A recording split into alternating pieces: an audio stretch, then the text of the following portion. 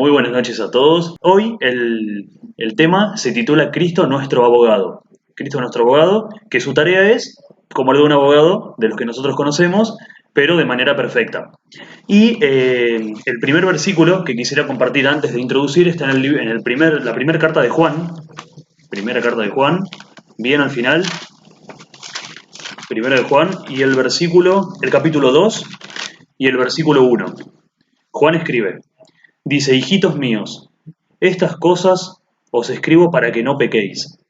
Y si alguno hubiere pecado, abogado tenemos para con el Padre a Jesucristo el justo. Entonces Juan dice que él escribe todas las cosas que escribió para que nosotros no erremos, porque no nos conviene, no nos hace bien errar, no está bien. Entonces dice, para que no erren, para que no se equivoquen, para que no elijan mal, pero si lo hacen y pecan, dice, tenemos un abogado que nos defiende. ¿Quién es ese abogado? Jesucristo. Y ahora vamos a continuar leyendo y estudiando la Biblia y vamos a ver por qué.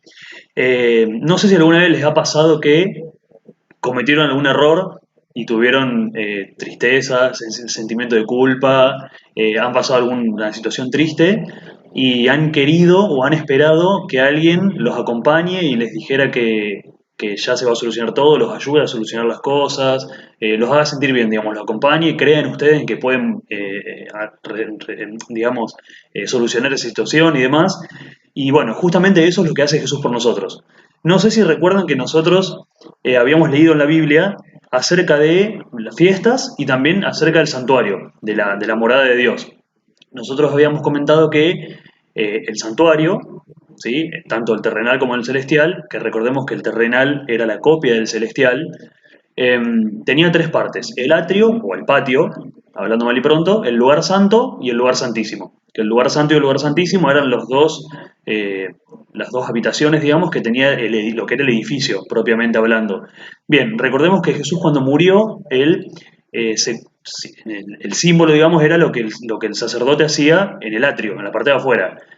Hoy lo que vamos a estudiar justamente es lo que Jesús, después de su sacrificio y demás, hizo en el lugar santo por nosotros, ¿sí? Esa obra de intercesión, que es lo que vamos a ver. Recordemos que en todo el sistema del santuario, en todos los servicios, estaba la parte del sacrificio sustitutivo, que era la parte del atrio, Jesús tomando nuestro lugar en la cruz, después la resurrección y demás, después la parte de la mediación sacerdotal, la mediación como el término legal que se conoce, ¿sí?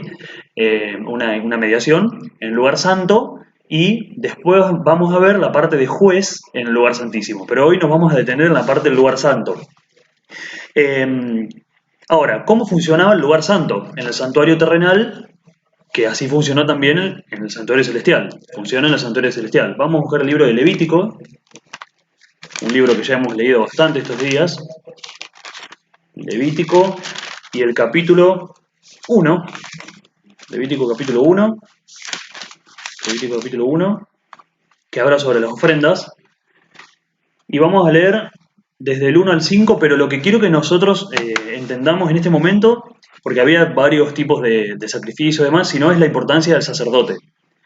Dice lo siguiente: llamó Jehová a Moisés, Levítico 1, capítulo 1, versículo 1, y habló con él desde el tabernáculo de reunión diciendo, o sea, desde el santuario diciendo, habla a los hijos de Israel y diles, cuando alguno de vosotros ofrece ofrenda a Jehová de ganado vacuno u ovejuno, haréis vuestra ofrenda.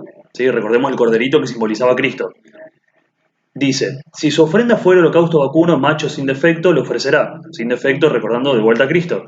Dice, de su voluntad lo ofrecerá a la puerta del tabernáculo de reunión delante de Jehová. Ahí vemos que la persona iba con el animalito, pero no ingresaba dentro del santuario. Dice, y pondrá su mano, el versículo 4, sobre la cabeza del holocausto y será aceptado para expiación suya. Entonces, o sea, para expiación, para perdón, ¿sí?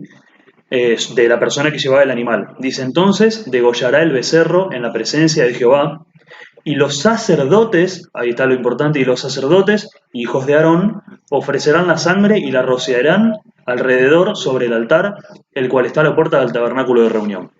Entonces vemos que después continúan, hay diferentes tipos de sacrificios, hay muchas obras dentro del santuario, tanto del atrio como el lugar santo como el lugar santísimo, pero lo importante de todo es que nosotros sepamos que cuando la persona llevaba un animalito en señal de perdón, La persona en acto de fe consideraba que ese animalito era símbolo de Jesús y una vez que se lo sacrificaba, todo el resto de la ceremonia era llevada a cabo por el sacerdote. Entonces vemos que ¿qué es lo que hacía el sacerdote? Tomaba la sangre del corderito, como nosotros vemos, o del animalito, que nosotros vimos que lo que derramó Jesús por nosotros en la cruz fue la sangre, porque la sangre es el símbolo de la vida, y recordemos, como mencionaba Jeanne en los comentarios, que la vida perfecta la vivió Jesús, entonces es gracias a eso que nosotros tenemos perdón, salvación, restauración y demás. Entonces el sacerdote tomaba la sangre del animalito y la esparcía y la introducía incluso dentro del santuario, la esparcía en el velo, había un velo que separaba el lugar santo del lugar santísimo, como señal de ofrenda.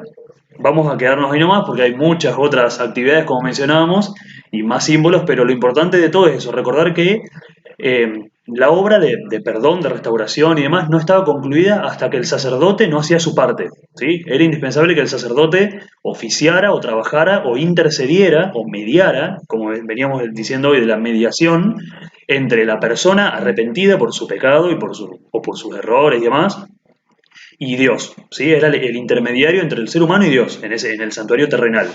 Vemos que Cristo hizo lo mismo, está haciendo lo mismo en el cielo por nosotros en el santuario celestial. Pero uno podría preguntarse entonces cuándo comenzó el ministerio de Cristo en el santuario celestial. Recordemos que Él resucitó y ascendió. No sé si recuerdan lo que habíamos mencionado de las fiestas del pueblo de Israel. Recordamos que había 7 en el año, 4 en la primavera y las otras 3 en el otoño. Y la primera de todas, que era la de Pascua, era el día 14. Bien, el día 15 era la de los panes sin levadura y el 16 la de las primicias. Llevado esto a la vida de Cristo, Jesús murió el 14, que cayó viernes, en símbolo de la fiesta de Pascua, el 15 el sábado descansó y el domingo el 16 la fiesta de las primicias resucitó. Ahora, la cuarta fiesta que pertenecía al calendario, digamos, anual, la última de la primavera, era lo que se considera como la fiesta del Pentecostés. Ya vamos a ver qué tiene que ver esto. Vamos a leer en Deuteronomio, ahora, Deuteronomio, capítulo 16, Deuteronomio 16 y el versículo 9. Está hablando acá de las fiestas, por supuesto, y habla de la fiesta del Pentecostés, y dice lo siguiente: 7 semanas contarás, desde que comenzare a meterse la hoz en las mieses, comenzarás a contar las 7 semanas. Entonces recordemos que en la de las primicias, que si nosotros lo llevamos, recordemos, repito, a la vida de Cristo, fue el momento que Él resucita. La fiesta de las primicias, recordemos que eran, lo que contamos ayer, que se presentaban las primicias, o sea, las primeras gavillas de lo que se había sembrado, y no se podía cultivar hasta que no era presentada su ofrenda. Entonces Dios dice, bueno, una vez que se presente su ofrenda y demás, contarán 7 semanas, o sea, 7 por 7, 49 días, 7 semanas son 49 días, y al día siguiente se tenían que volver a presentar otra ofrenda de todo lo que Dios le había dado en abundancia en relación a la siembra y a la cosecha. Entonces vemos que la cuarta fiesta de las de primavera tenía otro simbolismo también. ¿Cuál es? Vamos a leer el libro de Juan. Vamos a ver, porque Jesús nos prometió algo fundamental. Recordemos que estábamos tratando de responder la pregunta de cuándo comenzó el oficio de Cristo en el santuario celestial. Libro de Juan y el versículo 14. Ya vamos a ver por qué. Capítulo 14. Juan capítulo 14. Demoro un rato en leer por los que estén buscando en sus Biblias. 14 versículos 15 al 17 y después vamos a leer el capítulo 16 y el versículo 7. Leo Juan capítulo 14 desde el 15 al 17. Dice: Jesús, si me amáis, guardad mis mandamientos. Dice, ahí vemos de vuelta la importancia del amor como fundamento de todo, ¿sí? Como Él murió por amor, lo ideal también es que nosotros lo amemos, que salga todo por amor hacia Él. Dice el versículo 16: y yo rogaré al Padre y os dará otro consolador para que esté con vosotros para siempre. Y el versículo 17 comienza diciendo el Espíritu de verdad, bueno, el cual el mundo no le puede recibir porque no le conoce ni le ve. Dice, pero vosotros le conocéis porque mora en vosotros y estará en vosotros. Entonces Jesús dice en ese momento que lo mejor que Él nos podía otorgar era el Consolador o el Espíritu Santo. Recordemos que Dios nunca dejó al ser humano a la deriva, sino que siempre existió de una u otra forma la comunicación entre el cielo y la tierra. Entonces Jesús dice, les voy a dejar el Consolador, el Espíritu Santo. Y el capítulo 16, este es más interesante todavía, capítulo 16 del libro de Juan y el versículo 7 dice, pero yo os digo la verdad, dice Jesús, os conviene que yo me vaya, porque si no me fuera, el Consolador no vendría a vosotros, mas si me fuere, os lo enviaré. Entonces Jesús dice, les conviene que yo me vaya, porque cuando yo me vaya, el Espíritu Santo va a poder descender. Vamos a seguir escarbando un poquito más. ¿Cuándo ocurrió esto? Recordemos que nosotros habíamos comentado recién lo de la fiesta del Pentecostés, o sea, era de la fiesta de las primicias 50 días después. Es interesante porque en el libro de Hechos, vamos a ir rápido a estos versículos porque son varios hoy y no quiero que nos quedemos sin tiempo. Hay una parte al principio, en el capítulo 1, en el que Lucas dice, en el primer tratado, oh Teófilo, hablé acerca de todas las cosas que Jesús comenzó a hacer y enseñar. Lucas escribe el libro de Hechos, entonces le dice a la persona que se lo dirige, le dice a Teófilo que la primera carta, que es el libro del Evangelio según Lucas, te escribí, bueno, entonces ahora dice, escribo las cosas que comenzó Jesús a hacer, dice, hasta el día en que fue recibido arriba, en el cielo. Dice, después de haber dado mandamientos por el Espíritu Santo a los apóstoles que había escogido, a quienes también, ahora viene lo importante, prestemos atención, dice, a quienes también, después de haber padecido, se presentó vivo con muchas pruebas indubitables, esparciéndoles durante 40 días y hablándoles acerca del reino de Dios. Y estando juntos les mandó que no se fueran de Jerusalén, sino que esperaran la promesa del Padre, la cual les dijo, oísteis de mí. Y ahí viene hablando, por ejemplo, el versículo 5 dice, porque Juan ciertamente bautizó con agua, mas vosotros seréis bautizados con el Espíritu Santo. Ahí está hablando de la venida del Espíritu Santo. Vemos que pasan los días, después hay un momento en el que Jesús asciende al cielo, que se complementa con profecías que sinceramente no hay tiempo para explicar todo, pero nosotros vamos a ver, esto sí para cerrar esta idea, en el capítulo 2 y el versículo 1, que habla del descenso del Espíritu Santo. Recordemos que Jesús lo había prometido, los versículos de recién, cuando Él dijo, cuando yo me fuera al cielo, les dice, os conviene que me vaya, porque cuando yo me fuere, os enviaré al Consolador. ¿Sí? Bien.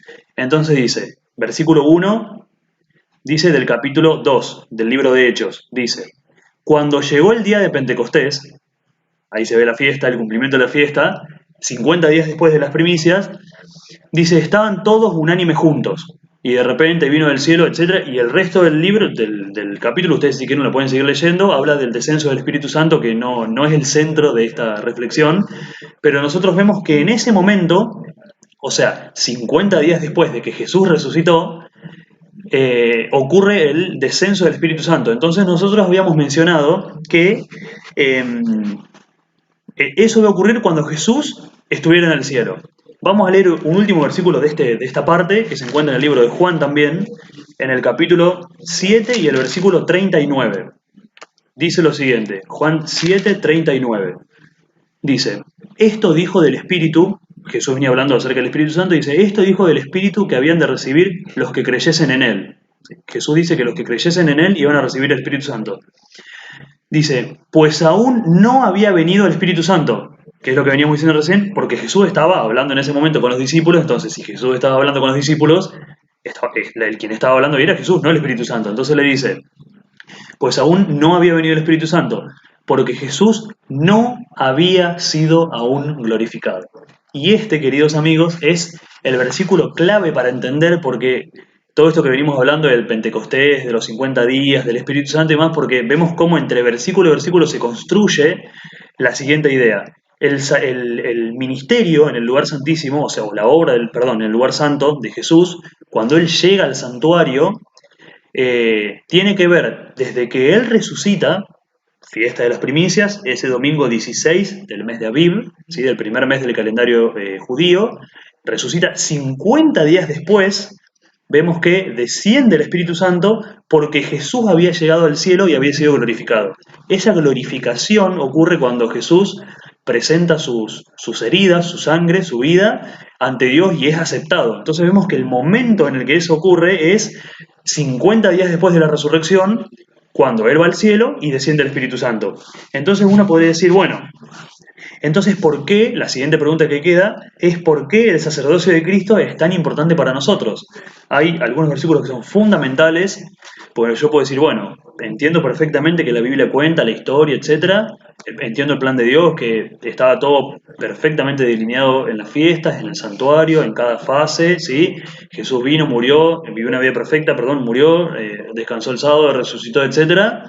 ¿Y pero qué tiene que ver conmigo? Bien, vamos a leer Primera de Timoteo, primera carta a Timoteo, Pablo le escribe a Timoteo, y dice un versículo que es fundamental que quiero que quede grabado, así que no sé si habrá otro desafío de alguna frase o algo. Primera de Timoteo, esto es muy importante, el capítulo 2 y el versículo 5 y 6.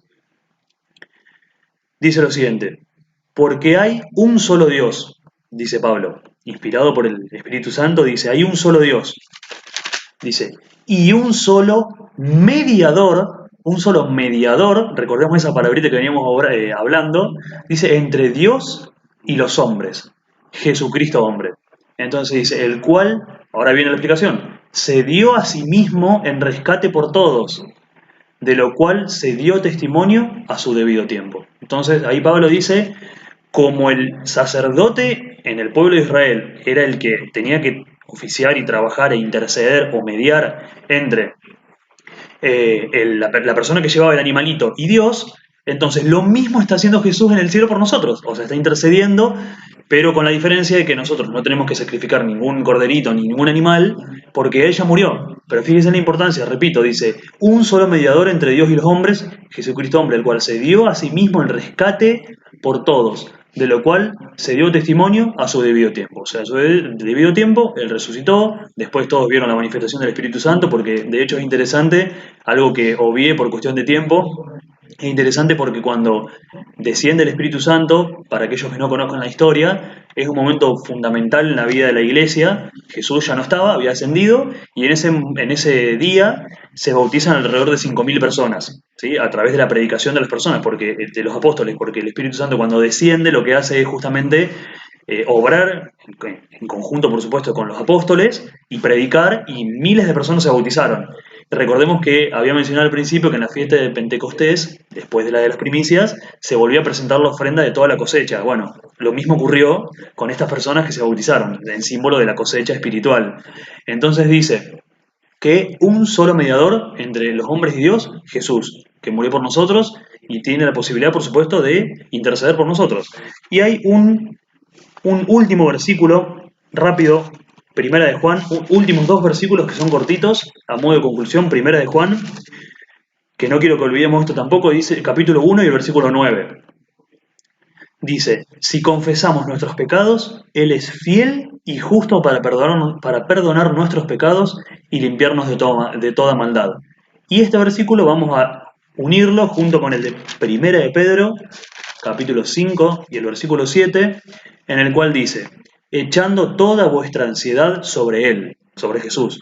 Dice, porque Él tiene cuidado de nosotros. Entonces, queridos amigos, nosotros vemos cómo a través de las fiestas, del santuario, a través de toda la vida de Jesús, se ve todo el reloj universal y histórico, divino, perfecto, de cómo Jesús cumplió toda la perfección, y no solo eso, sino que está intercediendo por nosotros en el cielo en este momento, y está habilitado porque Él vivió la vida perfecta que nosotros deberíamos haber vivido y no podemos.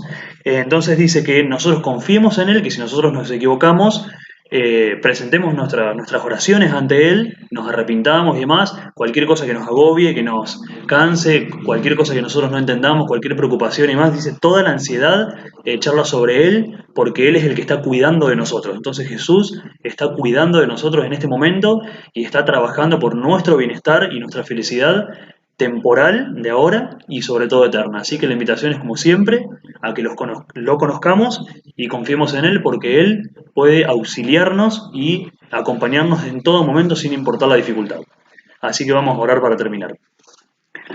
Padre nuestro que estás en los cielos, te damos gracias porque nos dejas todas estas historias y profecías y verdades en tu palabra. Te queremos pedir, Señor, que el Espíritu Santo, por favor, nos ayude a entender todo lo que estamos hablando, todo lo que estamos leyendo y estudiando en tu palabra, Señor, porque entendemos que es importante para nosotros. Te queremos dar gracias porque Jesús no solamente pagó el precio en la cruz, sino que también resucitó y como estudiamos hoy, Él está anhelante, Señor, esperando que nosotros oremos para, no solamente para pedirle perdón, sino para encomendarle todos nuestros planes, nuestros proyectos, todas nuestras ansiedades, nuestras inquietudes. Así que te queremos agradecer porque Él está pendiente de nosotros todo el tiempo, al igual que ti, Señor. Te damos muchas gracias por todo. Te queremos pedir que nos perdones por nuestros pecados y que siempre se haga tu voluntad en nuestra vida. Te damos gracias por todo, Señor, en el nombre de Jesús. Amén.